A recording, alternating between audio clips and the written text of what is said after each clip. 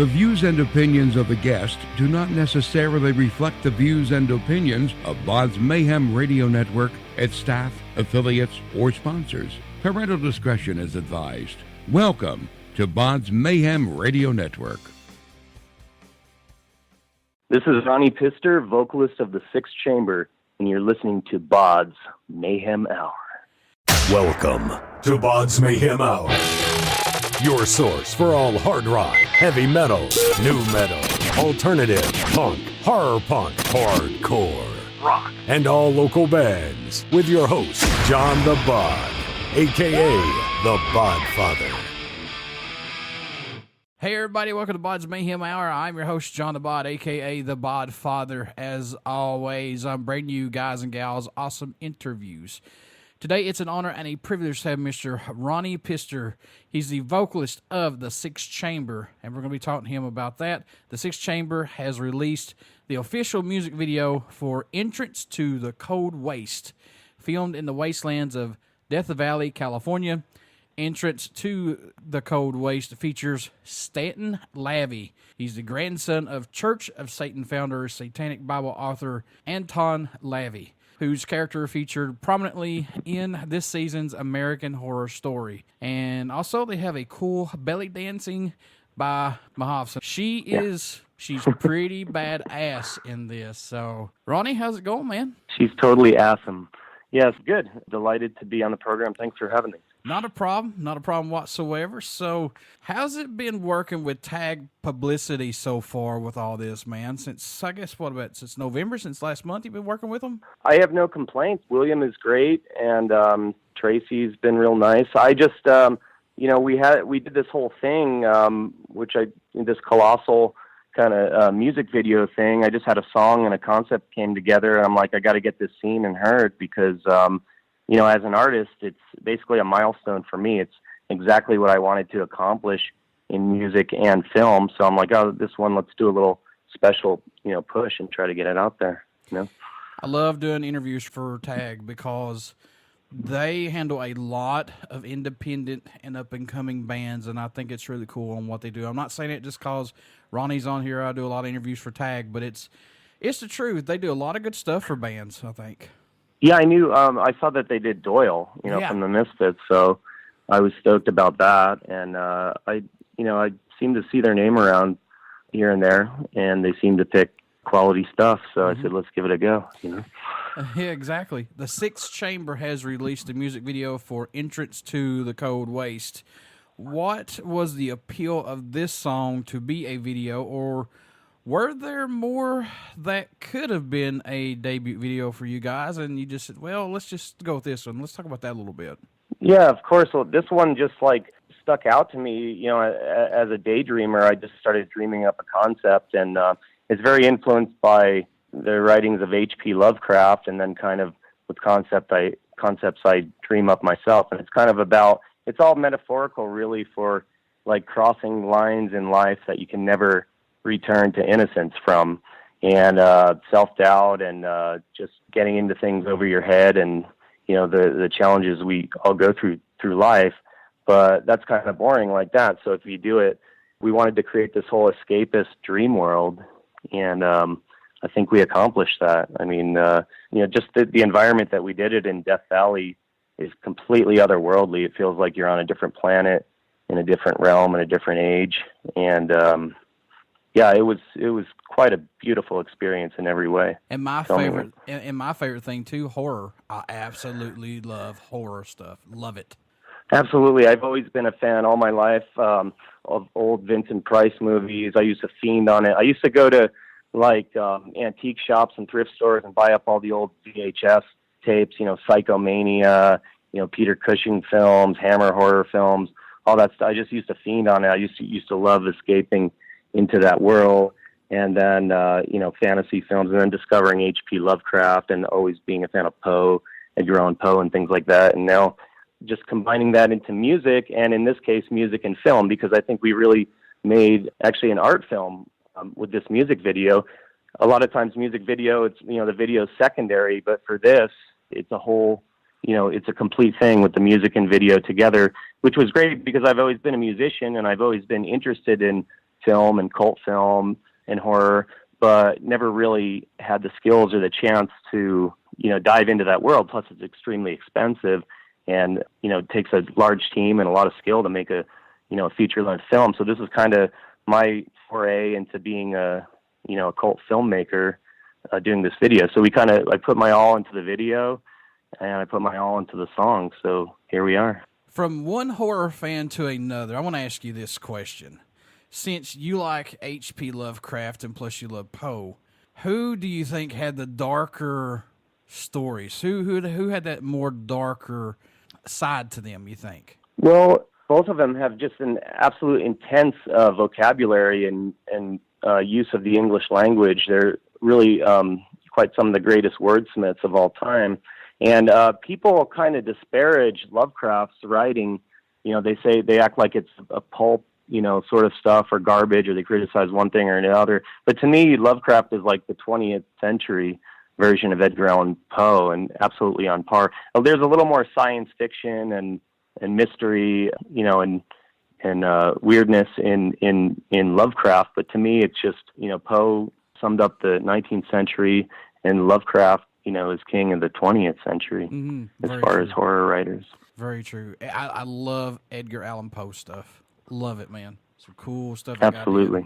And it's a lifetime affection. I mean, you could they're so prolific and wrote so much, you can just go back to it at different times in your life and, get that vibe and that feel and go to those dark places. And it's a lifetime of inspiration in writers like that. Hell yeah. I mean, you can put it down and go back a couple months later and you're right back into it. I mean, it's like a never ending thing. Right. So the video was directed by Constantine Warner.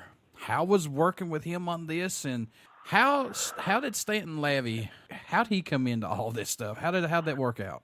Constantine Werner, he was referred to me by a director, Nico B., who runs a company called Cult Epics. And again, his company basically re-releases old cult films and weird films and horror films. And I've known him for years. I was in one of his films called Sin, and he was kind of like a stepfather figure to one of the ex-members of the band. And Nico was involved with the gothic band Christian Death in many ways, and did an experimental horror film called Pig with the founder of Christian Death. And so just staying in touch with him, and when I was feeling around for what directors were available, he referred me to Constantine because they had worked on a movie about Betty Page together about 10 or 12 years ago. And then Stanton LaVey, I had heard of from reading like all the satanic literature of the LaVeyan, Satanic Bible, and there was a biography, I think it was called Secret Life of the Satanist, he was featured in. So I knew that I've always been into subculture, into different subcultures and underground music and philosophy and art and things like that. So I had just known that stuff. And then he had been known around LA. He was around town about 10 years ago, or more than 10 years ago. He had like a shop called Odium. And then I had seen him on the scene. I think I saw him, the Sixth Chamber was opening for Steel Panther one time at the Key Club on the Sunset Strip. And that's when I first met him. Didn't see him for years. And then I had kind of seen on social media that he was back in town and on the scene and doing sorts of events like promoting his grandfather's legacy and things like that. So I said, this guy, we needed someone like to play like a crude heathen, really guttural sort of elder god or cult leader that we were going to superimpose in the sky.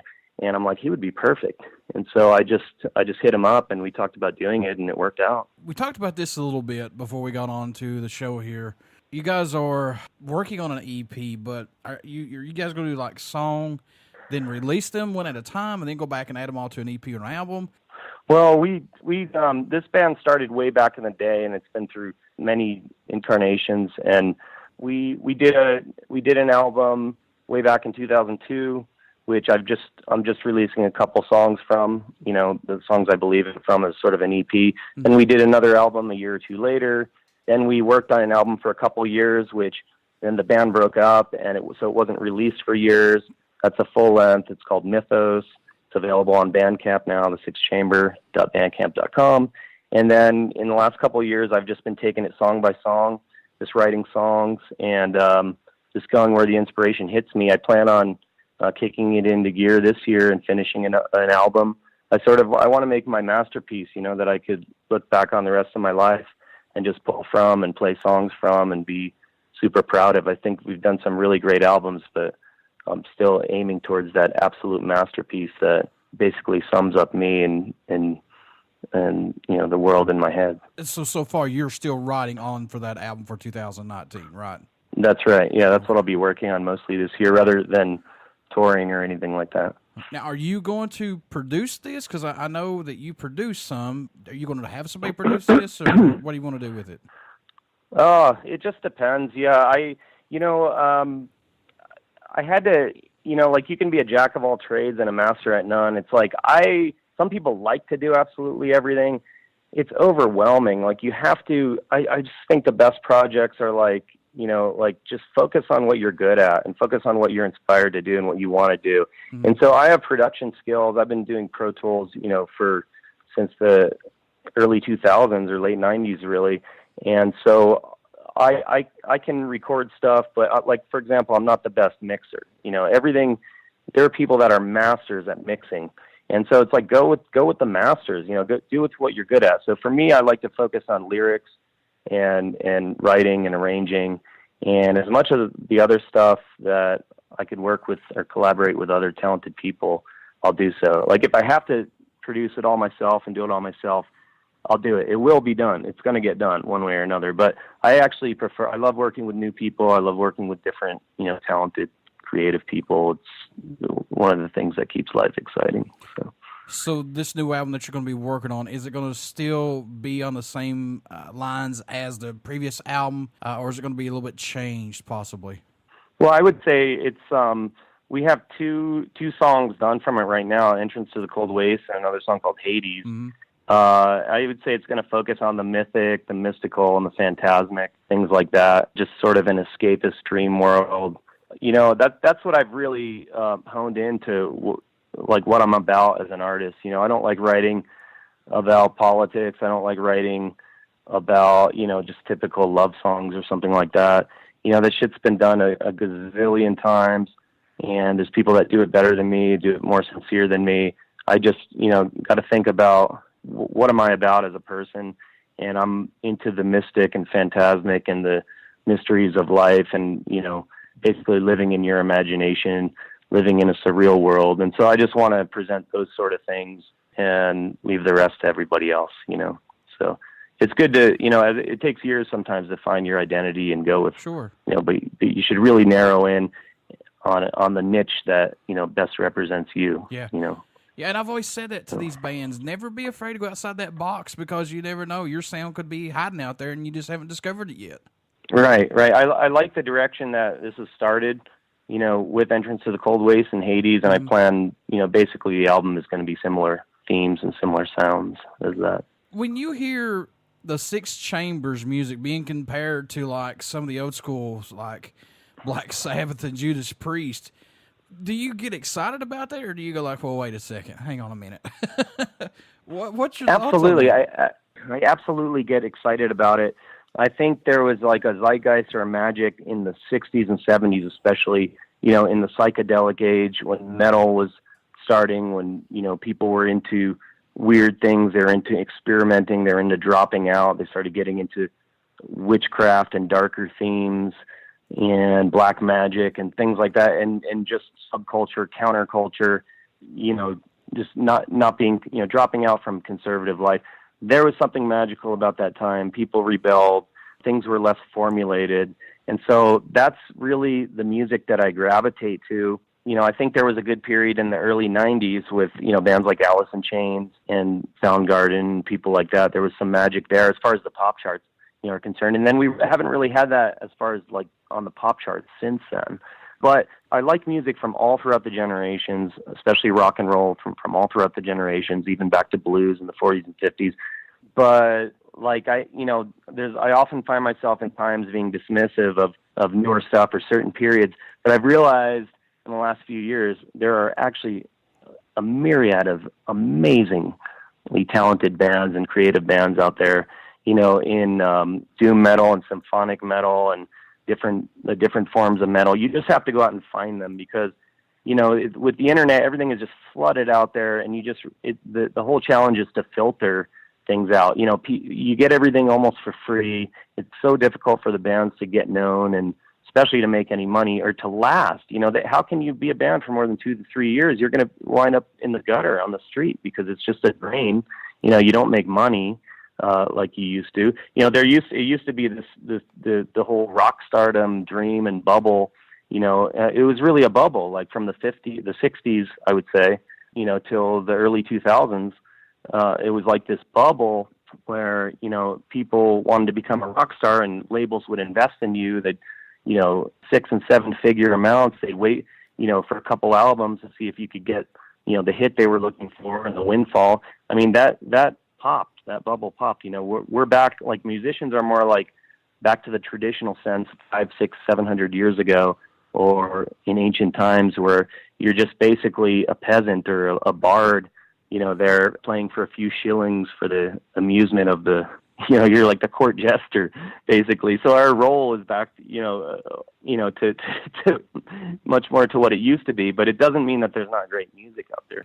I mean, there's absolutely brilliant stuff out there. You just have to find it. It's a little bit more difficult. Well, some would argue it's easier to find because of the internet, but there's just a lot of stuff to sort through. There he is. Very true. In your own opinion, man, what do you hope folks take away from these songs that's out right now, or just anything from the Sixth Chamber? What do you hope that they get from it when they listen to it? What message you hope they get? I just want people to be able to dream and to escape and like live inside their dreams and get a little taste of my dream and just escape from the drab, boring rat race and 9 to 5.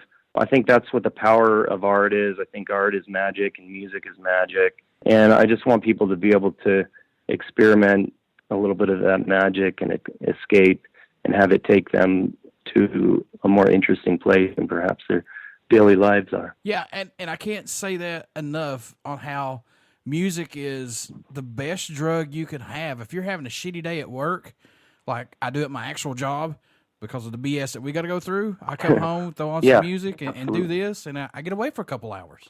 Well, that's the best I can hope, is for people in that situation to, step into this realm we created, say an Entrance to the Cold Waste or something like that, and just step into that dream world for a little while and escape. It seems a lot more interesting, to play a place to spend your time than the place that we're forced to, on a daily basis sometimes. So that's basically my biggest hope. How much growth musically have you seen yourself and this band go through from the prior record and now working on these songs? Have you seen a musical growth with all you guys, or has it just been just a personal growth for all of you? Well, I've seen a growth in every way. It's been a long journey and many twists and turns as far as priorities and direction and things like that.